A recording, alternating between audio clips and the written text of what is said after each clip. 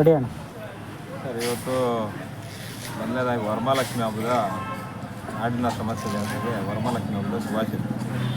APMC Chikkaballapur MG ರಸ್ತೆ ಹೂವಿನ ವ್ಯಾಪಾರ ನಿನ್ನೆ ಮೊನ್ನೆ ಇವತ್ತು 3 ದಿನ ಸತತವಾಗಿ ವ್ಯಾಪಾರದಲ್ಲಿ ಏನಂತ ಮೇಲನ್ಸಿಲ್ಲ ರೈತರಿಗೆ.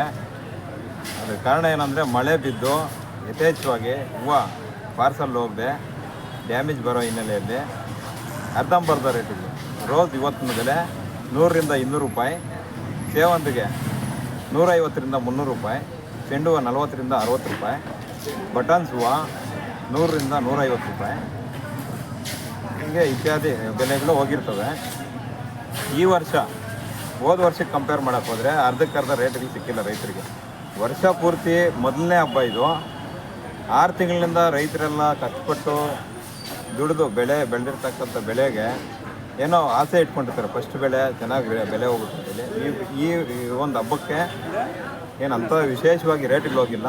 ರೈತರಿಗೆ ಹೇಳಬೇಕಾದ್ರೆ ಈ ಹಬ್ಬಕ್ಕೆ ಡೌನೇ ಇದೆ.